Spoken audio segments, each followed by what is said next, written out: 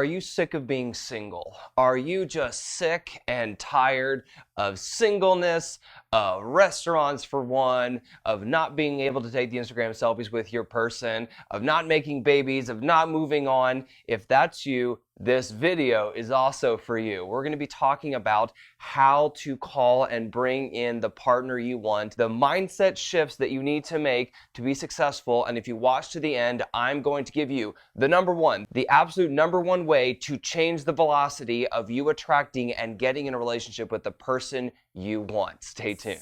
I'm Christopher Gill, and I've spent time thinking about relationships, studying them. I want to be your best friend, your brother, your daddy, and I hope that we can continue growing and talking about anything. Let's dive in. So I want to start this video out with being compassionate. I understand the desire to be in a connected, intimate, special relationship with your special person. It is a natural part of being a human.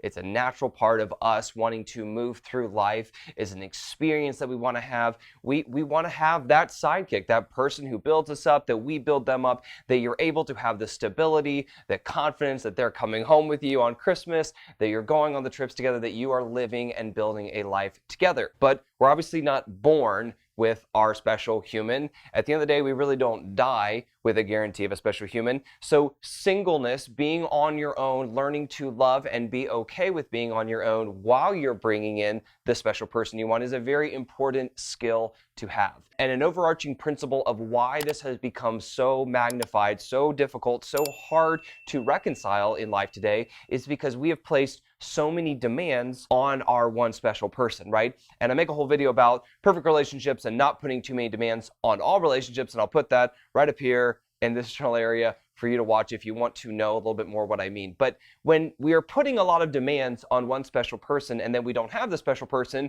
it's not just a few areas of our life that we feel deficient in, it's like 60% of them. And I think that is a shortcoming of how our relationship, tribal, familial, cultural dynamics have evolved in the West, that we've become very, very focused on the nuclear family and almost to the exclusion of everything else. One way to work through being single better is to pursue high quality relationships with other people in your life. Just because you don't have a boyfriend or a girlfriend does not mean you don't need to be having or shouldn't be pursuing the high quality conversations, the depth, the vulnerability, the openness, the hurt, the sorrow, the fun, the love, the sharing life's adventures with special people. And we used to do this with a much broader group of people than just our one individual person. We used to not live in our isolated little apartments away from everyone else. We had people around us, we had family around us, and that filled these relational gaps while we were seeking or in between intimate partnered relationships. So the overarching one of the first things I would say is how much time and what are you doing to pursue high quality relationships in other verticals of your life. Yes, your intimate relationship is important. Yes, your partnered relationship is very important, but do not neglect or do not minimize the importance of these other relationships in your life, and do not let these other relationships go just because you have your partnered relationship. You can depend on them for these things. They're easy access, as it were. You have a therapist sleeping beside you every day. They have to listen to you. They have to talk to you. They have to help you. They have to support you, but you are neglecting the broadness, the beauty of having multiple perspectives, the beauty of having a lot of positive people in your life that love you. So do not neglect the importance of real, deep, soul level connection relationships with other guys and other girls in your life. Secondly, I want you to think through the unique opportunity that you have right now.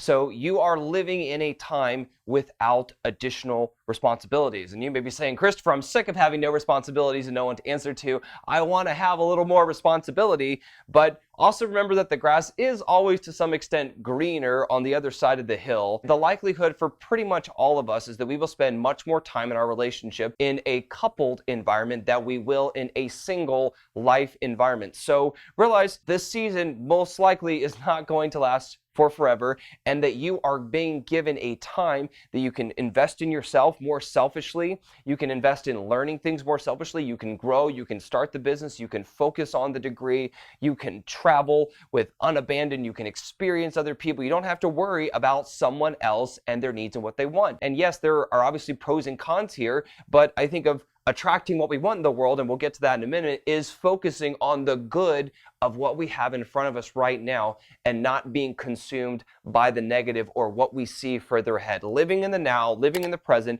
not living in the future, not living in the fear of what might not happen and will this relationship ever happen, realizing that you have a beautiful season of your life to invest in yourself, to grow, which will 100% benefit you and your future relationship further down the road. So don't neglect this time. Don't get into a relationship and think, man, I really wish I'd spent more time on this, this, and this. And then you look back at a couple years of singleness and you realize you wasted that time pining away, sadly wishing for the relationship that now you feel less well equipped for because you did not prepare yourself when you were single. Next, I want to talk about the abundance cheat code in life and in relationships. And the idea of this goes pretty simple. I'm sure it's something you've heard before, but you attract what you focus on in life. Your brain does not have the capacity, if you're focusing on something negative, saying, I don't want that, your brain is still going to attract it because that is where your energy and your focus is going, right? It's like you're wanting to look at something and you're driving over here and you want to go straight, but if you're looking at something, even though you're trying to go straight, you're probably going to start going in that direction. Your mind just can't help it. If you're looking that way, you're going to start going that way,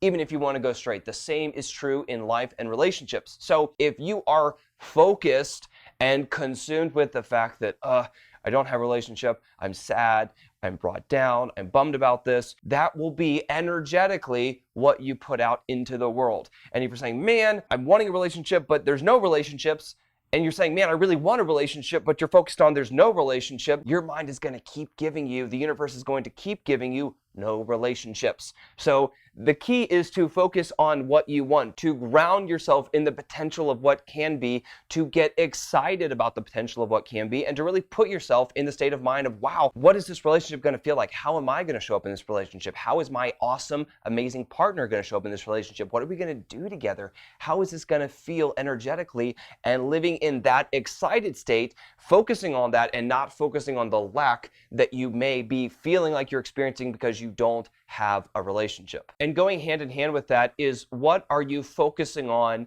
as you are meeting and connecting with other people? Are you focused on, even subliminally in the back of your mind, there's no good guys? Are you focused on there's no good girls? Are you focused on all the good ones are taken if you're a little bit older? Are you focused on feeling like someone is going to let you down before they've even let you down? Are you looking to be protected and to make sure you don't get let down? All of these things are energetic signals you are putting out into the world and that other people can read from you. We all know that so much of communication is nonverbal. It's attitude, it's body language, it's energy. And if you're putting out an attitude of no good guys, no good girls, I'm gonna get hurt, this, that, and the other, that's negative, that's pulling you away from the focus on the excitement of the relationship that you are bringing into you, that you are calling into your life, you're going to be getting none of the good guys, you're going to be getting none of the good girls, you're going to be experiencing and seeing all the good ones are taken because you're not training your brain to look for what you want. So on the flip side of that, it's time to do the retraining. It's time to focus on the good guys are still out there. The good girls are still out there. There are people that want to commit. There are people that want to love. There are people that want to be my partner, that want to be with me, that want to encourage me, that they want me to encourage them back. And focusing on that, feeling excited energetically about what that is, and grounding yourself in that energy, it's going to be a powerful, powerful experience as you're attracting and as you're looking for the person you want. So I want you to do this with me real quick. We're going to take 30 seconds. And we're all going to close our eyes, and we're going to think through the traits of our perfect partner. Think through how they are going to be with you. Think through how they show up in the world. Think through how they talk to you, the experiences you have together. What's a walk with this person like? What's a dinner with this person like? Are you laughing your head off? Are you contemplating the big exciting things of life? What's the food tasting like? What is their perspective adding to your existence? And really embodying and getting excited about that feeling, getting excited about knowing that this person is there for you, that they love you, of getting the text, hey, I love you, hey, I'm excited about being in a relationship with you, that the flowers that show up in the mail, the card you get, the birthday present, the birthday surprise. What do these things feel like? Energetically, what do they feel like? Hopefully they feel like excitement. Hopefully they feel like security. They should feel like love. They should feel like growth. They should feel like companionship. And that is what you want to be focusing on. That's what you're going to be grounding yourself in as you're going about your day, as you're attracting this thing into your life. So I want to give you a little exercise to close this video of how you want to be when you're going out to meet people, when you're going on a date, when you're going out with friends. What are you grounding yourself in?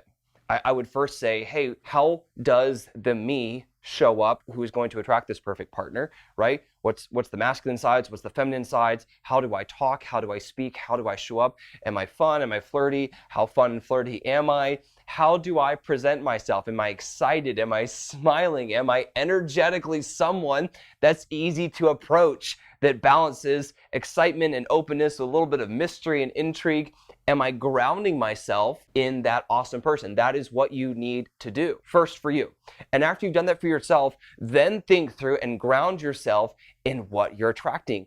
Think through the emotions of how you're feeling. Think through what this relationship is going to feel like.